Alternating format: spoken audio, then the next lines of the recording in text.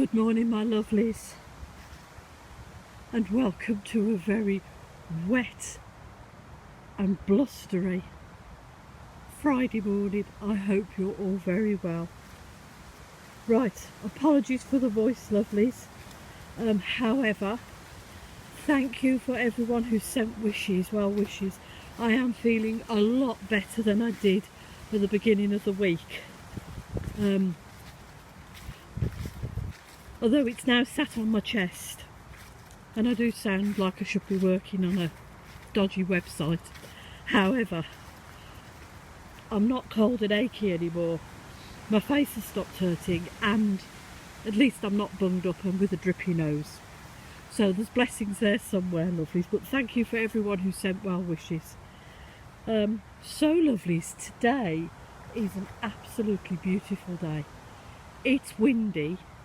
It's wet, it's slightly nippy, and the leaves are doing a dance, and it's just the most amazing weather for Samhain. I love this kind of weather. It's proper stormy Halloween weather, you know what I mean.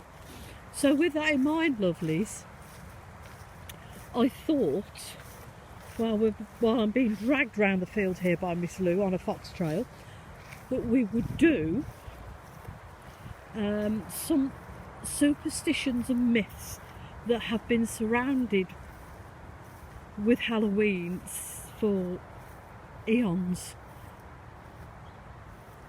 So today's little talk is 13 Halloween superstitions. So the first one is black cats. Wherever you go, whether you're looking at decorations or whatever, black cats are always synonymous with Halloween, and I've often wondered why. So apparently black cats were considered bad luck from as far as the Middle Ages.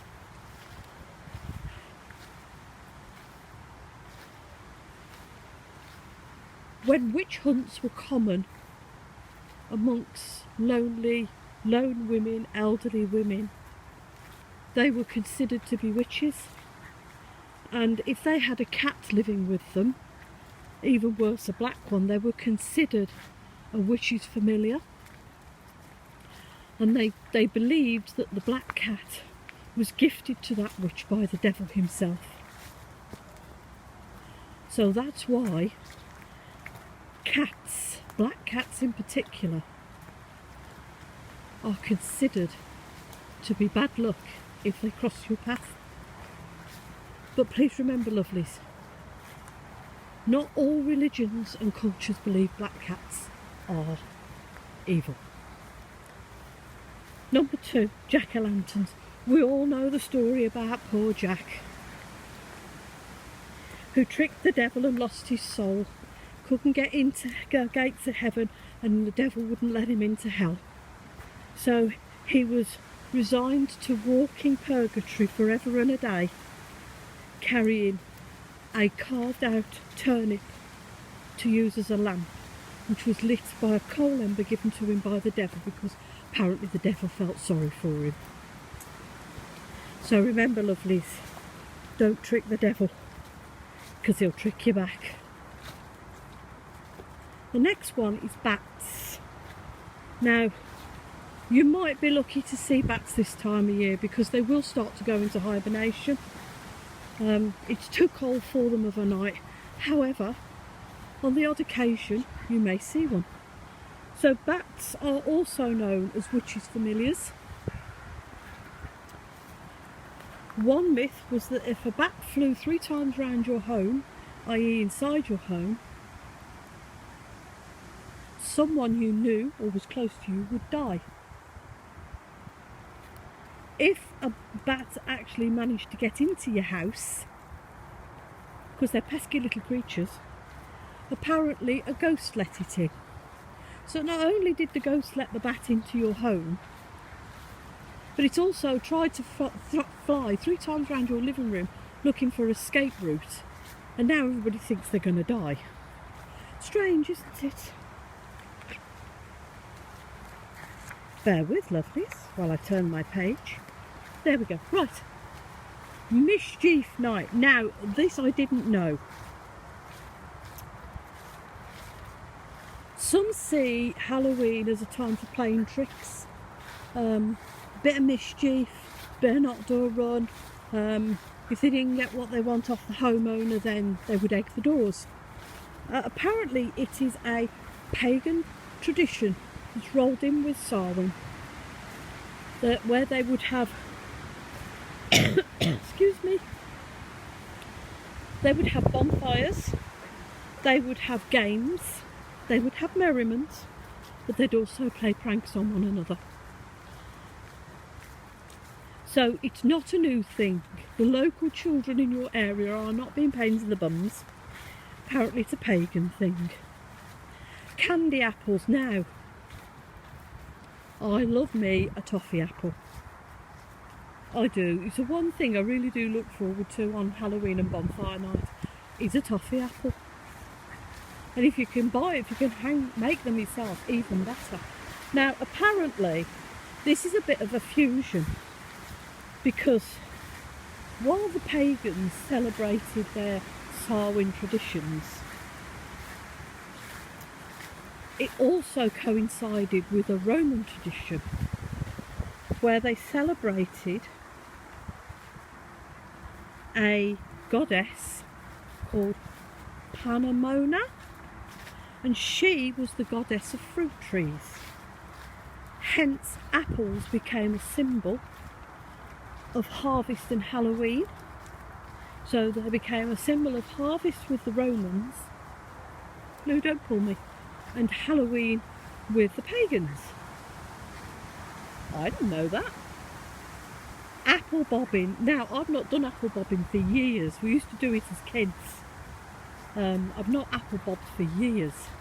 But apparently apple bobbing was used as some kind of fortune telling, because again, apples are associated with harvest and Samhain, because obviously you get your apple crop in October. And apparently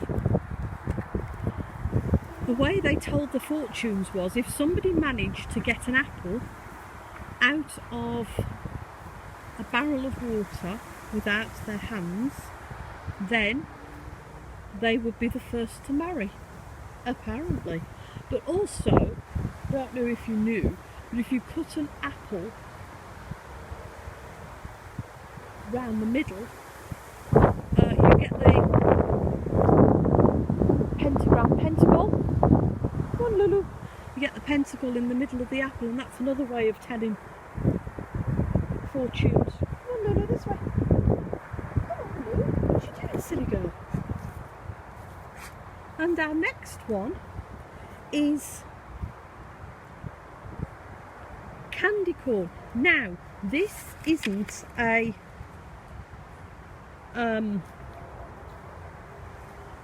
UK thing.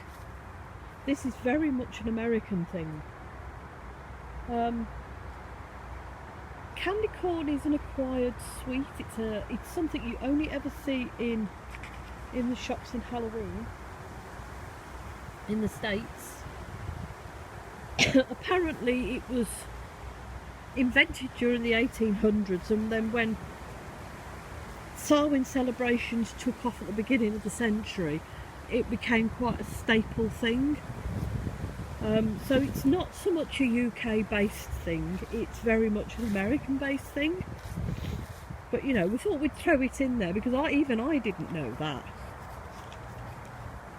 Okay, so our next thing is broomsticks. Now, we all know, you go into a shop, you're going to see broom kids aimed at children. You know, every little girl or little boy wants a witch's broomstick, because it's not Halloween if you don't have one, is it, eh? So, apparently the myth or the legend behind why people think witches can fly is that they would, this way, no, this way, they would rub some kind of potion onto the broom or themselves,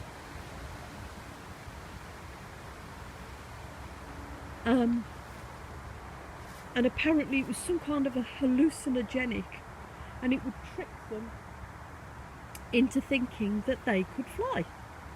So we've now got witches on drugs, lovelies. They're all doing drugs. And also, witches' broomsticks are associated with witches because, again, we're going back to the lonesome and the elderly of the village. Obviously, they couldn't afford transports. You know, a horse is out of the question. So they had to walk everywhere. Shanks's pony, we call it. So, you know, you get old and a bit doddery on your feet, you need some kind of stability, so you have a stick. So you'd either have a stick that you'd found in the woods or an upturned broom to help you get along. So the stick or the broom then became associated with witches, because apparently lonely women in the middle of nowhere is a witch. And they also became associated that witches could fly. So there you go, this poor broom's got a lot to answer for. Trick-or-treating, it's not a new thing, lovelies, and it's not an American thing, it's a pagan thing. Right, as we know, Samhain, the thinning of the veil, the spirits come down to earth and they walk amongst us. Now, some spirits would disguise themselves as human, and they would knock on the door and ask for either food or money. If the homeowner said, I'm not giving you anything, be gone, don't darken my door again, and shut the door on their faces, they would run the risk of being cursed or haunted by said spirit. So remember, when somebody comes trick-or-treating, it could be a spirit, lovelies. Colours. Most people associate orange and black with Halloween, although we get like a lot of purples and yellows and greens nowadays, but most people associate Halloween with orange and black. Now, orange symbolises the turning of the season, the crops, the leaves and things, you know, dying off, the end of summer. And black signifies death and the end of summer. So that's why we get orange and black for Halloween, even though we do get other colours as well, lovelies. Just check, make sure I've got them all, because I've had to bring my book out with me today. I think we've done it. Bear with, lovelies, bear with. Do enjoy the beautiful weather and the colours while we're rambling about. Yes, lovelies, that's it. So there we go. 13 superstitions that are surrounded by Halloween. Whether they're true or not is up for you to decide. So lovelies, we're going to pop down and see the horses, then we're going to go home for a cup of tea and make some Irish brack. So lovelies, have a very blessed Friday. If you're having any celebrations tonight, I hope it all goes very, very well for you. Look after yourselves, lovelies. Please take care of one another, because you never know what that person's going through. And as always, I'm sending you much love and many blessings.